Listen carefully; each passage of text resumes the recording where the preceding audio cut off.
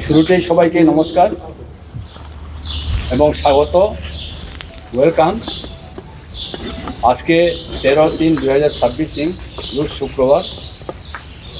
এই মহৎ দিনে আমরা একটা মহৎ অনুষ্ঠান এখানে আয়োজন করা হয়েছে। আজকে আমরা বিশেষ উদ্দেশ্য এবং একটা ঘটনা সম্পর্কে বা একটা আসন্ন এডিসি নির্বাচন সম্পর্কে আমাদের রিয়াং সমাজ একটা আলোচনা চক্র আমরা এখানে অনুষ্ঠিত করেছি। আজকে আমাদের সামনে রয়েছেন আমাদের রিয়াং জনজাতির সমাজ অধিপতি তথা শ্রদ্ধেয় সম্মানিত কাসকাও এবং সহ সমাজ অধিপতি রায় রয়েছেন। পাশাপাশি আমাদের ব্রু সংগ্রামান্ত শাখা সংগঠনের সমস্ত কর্মকর্তাগণও রয়েছেন। পাশাপাশি বিভিন্ন পাড়ার চৌধুরীগণ রয়েছেন। বিশেষ করে আমরা আজকে মহারানী চেরাগাং কনস্টিটিউয়েন্সি এবং বিচ্ছন্নগর কলসি কনস্টিটিউয়েন্সির সম্মানিত পাড়া চৌধুরীদেরকে নিয়ে এখানে একটা আলোচনা চক্র আমরা শুরু করেছি। আলোচনা চক্র শুরু করার মুখ্য উদ্দেশ্য হলো আসন্ন যে আমাদের এডিসি নির্বাচন, আমরা ইতিমধ্যে জানতে পেরেছি যে কিছুদিনের মধ্যে হয়তো বা আমাদের এডিসি নির্বাচন অনুষ্ঠিত হবে।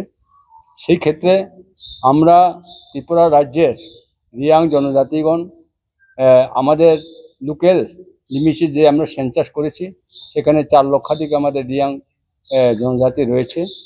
আমরা রিয়াং বলতে আমরা শুধুমাত্র এসটি বলে আমরা দাবি করি না, আমরা সমস্ত এসটিদের মধ্যেও আমরা পিছিয়ে পড়া একটা জনজাতি, যার ফলে আমাদেরকে পিটিজিবি বা ভালনারেবল হিসাবে ট্রিট করা হয়।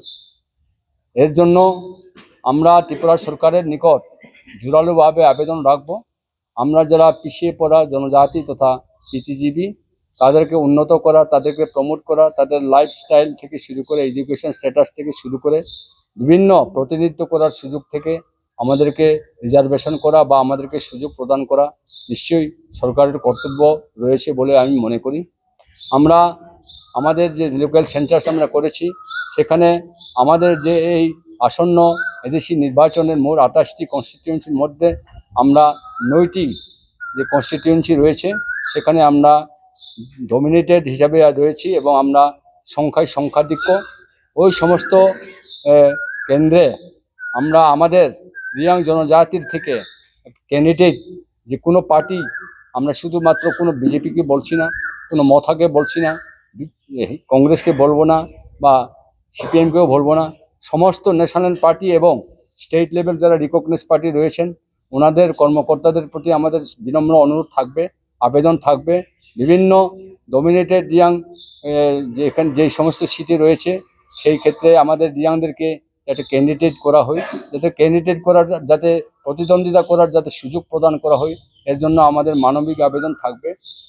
পাশাপাশি আমরা স্পেশালি যে মহারানী চেরাগাং এই সিটটাকে কেন্দ্র করে আমরা গতবার 2021 যখন এদেশি নির্বাচন অনুষ্ঠিত হয়েছিল আমরা তখনও জোরালো দাবি রেখেছিলাম এবং আমাদের প্রতিনিধিত্ব করার সুযোগ হওয়ার কথা ছিল, কিন্তু দুর্ভাগ্যবশত আমরা বঞ্চিত হয়েছিলাম এবং আমরা আমাদের পক্ষ থেকে একদম নির্দল প্রার্থী দাঁড় করিয়েছিলাম।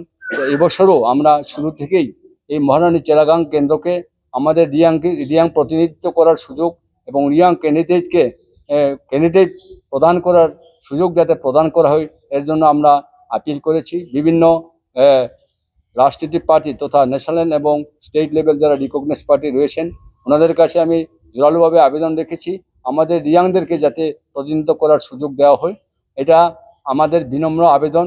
পাশাপাশি আমি অনেক বিভিন্ন পার্টির কর্মকর্তাগণের সাথেও আমাদের সমাজের মাধ্যমে আমরা যোগাযোগ স্থাপন করেছি এবং আমরা যোগাযোগ করার চেষ্টা রেখেছি এবং আমরা ওনাদের কাছেও আবেদন করেছি যে যাতে যে সমস্ত এলাকায় যে সমস্ত কনস্টিটিউয়েন্সি আমাদের ডমিনেট রয়েছে, সংখ্যাধিক্য রয়েছে ভোটার, আমরা স্পেশালি মহারানী চেরাগাং সম্পর্কে বিশদভাবে একটু উল্লেখ করব। বর্তমানে সেখানে যে আমাদের লোকাল লিমিটস অনুসারে আমাদের যে রিপোর্ট অ্যাভেলেবেল রয়েছে মোট 23,000 সামথিং আমাদের ইলেক্টরস রয়েছেন। এর মধ্যে আমরা অ্যারাউন্ড 12,000 আমাদের রিয়াং ভোটার বা ইলেক্টরস সেখানে রয়েছে। সেই ক্ষেত্রে আমরা জোরালোভাবে দাবি রাখতে পারি, করতে পারি এবং আমাদের করাই মানে স্বাভাবিক।